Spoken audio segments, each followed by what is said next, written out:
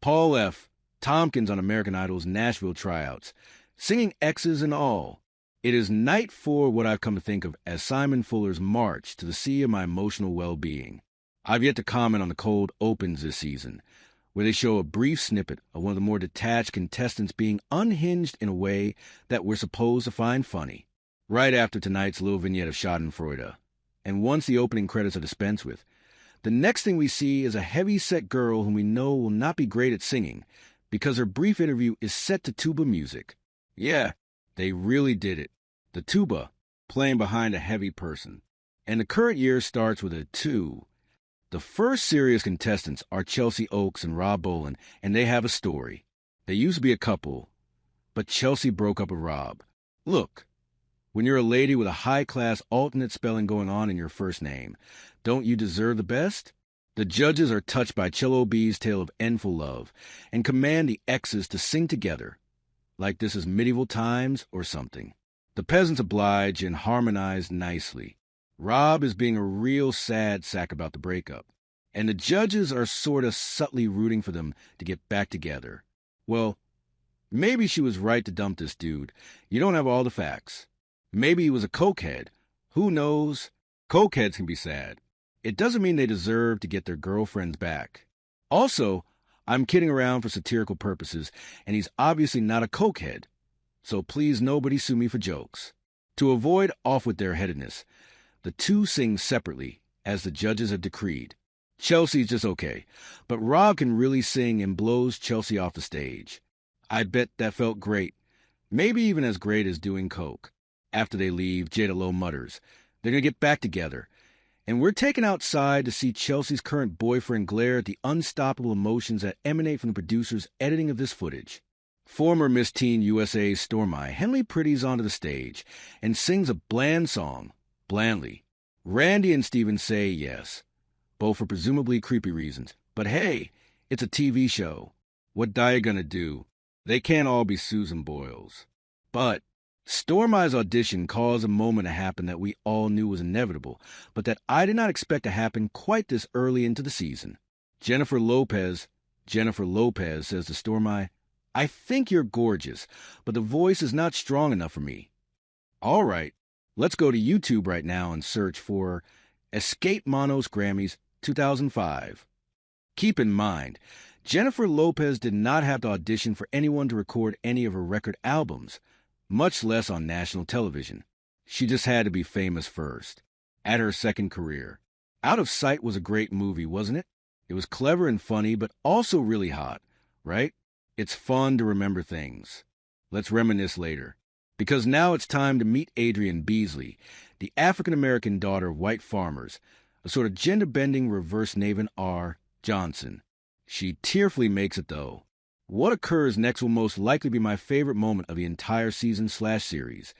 Adrienne calls her father to tell him she's going to Hollywood, and his immediate response is to ask, who's gonna pay your way? Who's worse than parents? Anyone you can think of? You don't have an answer right now. We've got the whole rest of the recap. Jackie Wilson, a young, alive white lady, not the black, dead singer from the 60s, belts out a song with great brio and confidence. She passes, with actual applause from the judges. Then she goes outside and is kissed by her boyfriend, who looks like a retired astronaut in a pork pie hat. He is old. Not Jay. Howard Marshall old. Just obviously much older than Jackie. The reveal of their relationship is handled strangely. Like, when everyone's hugging, the old fella goes in for a kiss and they slow the footage down. So we at home can go, why, Then Ryan Seacrest, whom I just realized I have not even acknowledged for the past 3 episodes.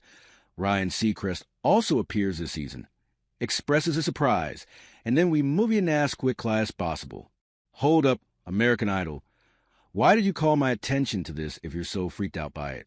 What am I supposed to do with this knowledge now? Do I like that Jackie has father issues, or do I despise the splendid daddy? He didn't really seem rich? It's almost like the producers don't know what to do here, either, but they want to leave themselves room to exploit it later.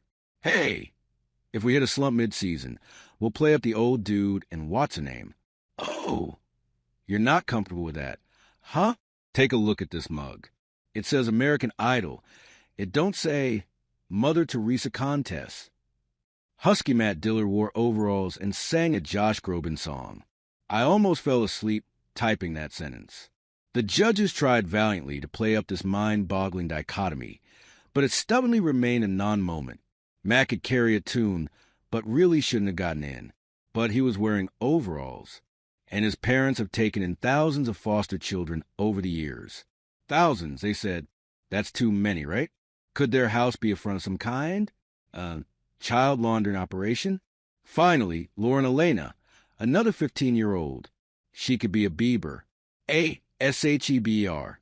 Tells us all of her biggest supporter, her cousin Holly, who had cancer. But now is fine. But still, let's cry. I guess this is a new thing, established Wednesday night and echoed here. The contestant hasn't faced some sort of life-altering challenge. Someone a contestant knows has. The contestant has overcome the challenge of someone else's overcoming of a challenge. One more makes a pattern. Lauren passes handily, and we celebrate the way we always do now, with the entire family coming into the theater and crying. Am I weird that I've never brought my entire family to anything, much less a job interview type situation? All of these contestants seem to be accompanied by their every last blood relative. I always wonder if the whole family wants to go, or if there are a few siblings or aunts who are there under duress. I mean, those auditions, that's a long day. And if you're not the person who's going to sing, my God, it must be dull as dirt. Great. My phone's dying and I forgot my charger. Do you think anyone else here has a credo? And yes, there were some awful people who auditioned and didn't make it. You don't really need me to talk about them, do you? Come on. They really are all the same, except some of them wear costumes. As far as I'm concerned, they already got the attention they were looking for on television, a much wider stage than I could ever provide for them here. Congratulations, gang. Negative attention is still attention. God bless us, everyone.